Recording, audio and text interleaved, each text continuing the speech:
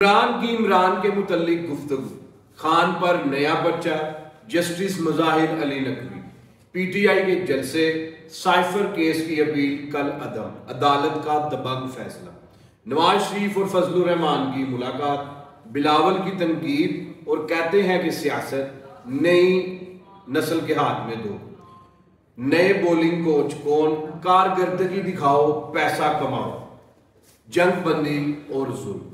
बिस्मिल्लाहिर्रहमानिर्रहीम। अस्सलाम वालेकुम नाज़रीन, मैं हूं आपका मेज़बान सैयद मोहम्मद जान अली और आप देख रहे हैं मेरा डिजिटल चैनल।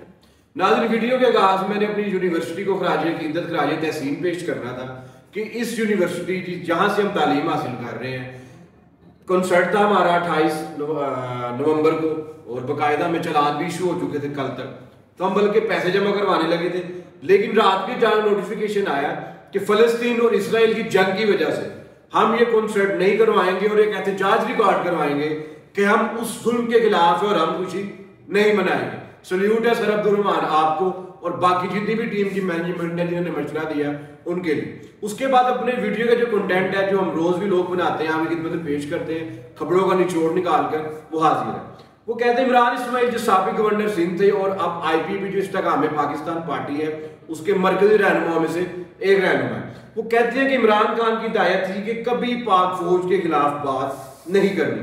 कराची में प्रेस कॉन्फ्रेंस करते हुए कहा कि चेयरमैन PTI से हमेशा ये सुना कि पाक फौज ही इस मुल्क की निगहबान है। जब मुस्लिम लीग नून या पीपल्स पार्टी फौज के खिलाफ बात करते थे तो हमें यह कहा जाता था कि पाक फौज के खिलाफ बात नहीं करनी।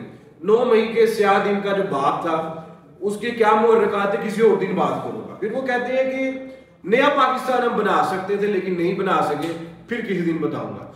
तो उनके इस पैगाम से जो कि इमरान खान साहब को छोड़ चुके हैं, ये बात साफ साफ जाहिर होती है कि इमरान खान साहब ने कभी भी नहीं कहा था कि फौज के खिलाफ जाओ।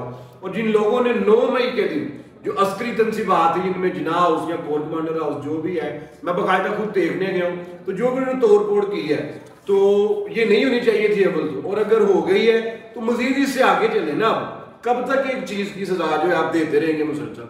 मेरा ये उन लोगों से मुतालबा है जिनके पास फैसले का इख्तियार है और अवाम के लिए आगाही का एक मैसेज है।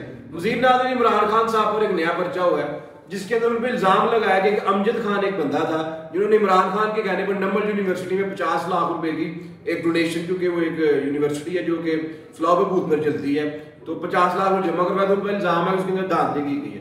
180 केसेस पहले हैं, एक नया बना लो, जहाँ 190 मिलियन पाउंड का केस चल रहा है, उधर 50 लाख रुपए की इतने बड़ी शख्सियत के लिए कोई अहमियत तो नहीं रखती।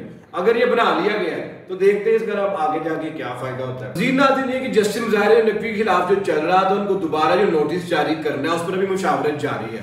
तो तमाम जजेस जो है वो एक तरफ है और बाकी एक जज को जो है मुसलसल निशाना बनाया जा रहा है। आगे अदलिया की तौकीर पाकिस्तान में ना होने के बराबर है।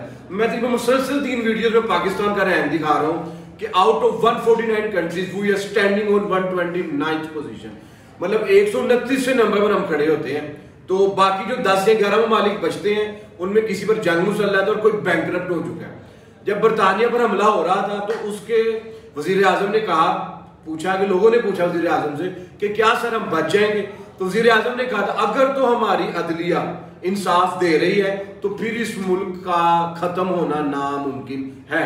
तो चीफ जस्टिस साहब, अगर मैं जान के मान पाऊं तो मेरी आपसे दरख्वास्त है कि इस अदलिया में पाकिस्तान को टॉप 1 पे होना चाहिए था, क्योंकि हम ला इलाहा इल्लल्लाह मुहम्मद रसूलुल्लाह हमारी बुनियाद है, तो इस पर होना चाहिए था। मजीद आपसे अगली खबर में बात करते हैं। सफर है रहनुमा PTI के, उनको हिदायत की इमरान खान साहब ने कि जलसे शुरू किए जाए, इंतखाबात आ रहे हैं, तो उन्होंने कहा अगर हमें ये रोका गया तो हम सुप्रीम कोर्ट में जाएंगे। पहला जो जलसा है PTI वो 1 दिसंबर को पेशावर के अंदर करेगी। मजीद नाज़रीन, साइफर केस में इमरान खान साहब की जो इंटर कोर्ट जो केस चल रहा था उसकी समाअत इंट्रा कोर्ट होगी। जितने भी पहले 29 अगस्त से आज तक जितनी भी उसमें कार्रवाई है वो कलदम करार दे दी है। तो एक अच्छा फैसला अदलिया का जिससे अदलिया की तौकीर बहाल हो रही है, क्योंकि आज तक हम खुद लोगों में रहते हैं, फिरते हैं, लोग ये कह रहे थे यार कि एक बंदे को निशाना बनाया जा रहा है, बाकी कोई बंदा जो बाहर से आता है उसके लिए सारा कुछ एयरपोर्ट पे पहुंच जाता है, और बाकी एक बंदा जो मुल्क के अंदर बैठा है उसके लिए कोई जो है इंसाफ का निजाम बहाल या मुयसर नहीं हो पा रहा। मौलाना फजलुर रहमान और नवाज शरीफ साहब की मुलाकात हुई है जिसमें फजलुर रहमान का बाद में जो प्रेस कॉन्फ्रेंस में बयान आता है उसके अंदर उन्होंने कहा है कि हमने सीट एडजस्टमेंट और बाकी काम के लिए जो है ये मुलाकात की है। इसके अलावा नाज़रीन बिलावल भुट्टो साहब बड़ी तनकीद कर रहे हैं।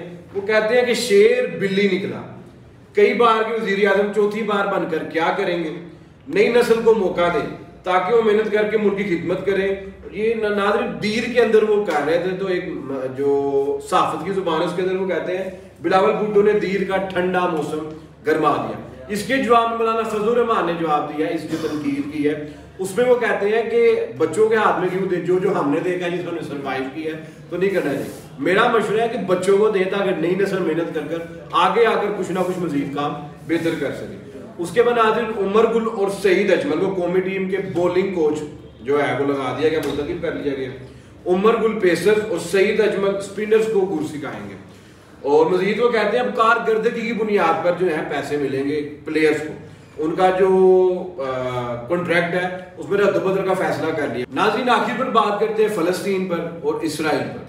उसके अंदर वो कहते हैं जंगबंदी का मकान और इसराइली जो वज़ीर आज़म है, हम तो इसराइल को रियासत ही नहीं मानते तो हम उसको वज़ीर आज़म नहीं कहेंगे, लेकिन खबर देने के लिए उनमें ये मुआहदा तय पाया कि जंगबंदी करेंगे 5 दिन के लिए, जिसके अंदर इसराइल जो है वो 300 फलस्तीनी बंदे छोड़ेगा और हमास 50 वर्ग ममालिक जो उसने बनाया है उनको छोड़ेगा। तो एक मुस्बत कदम है, आप देखें इनका फैसला कब होता है, लेकिन करीब करीब है ये मुआहदा करने। सऊदी वली अहद का तमाम ममालिक से इसराइल को असला बंद फराम जो करने का मुतालबा कर दिया, जिसके अंदर वो कहते हैं कि 1967 की सनतों के मुताबिक फलस्तीनी रियासत का पैगाम अमल में लाया जाए।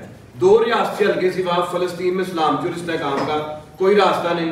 गजा में इसराइली जारियत और फलस्तीन की जबरी बेदखली को मुस्तरद करते हैं। 40 रोज हो चुके नाज़रीन इस जंग को जारी हुई, जिसमें 7000 बच्चे और 15000 फलस्तीनी शहीद हो चुके हैं। तो पता नहीं कब होश आएगा इनको।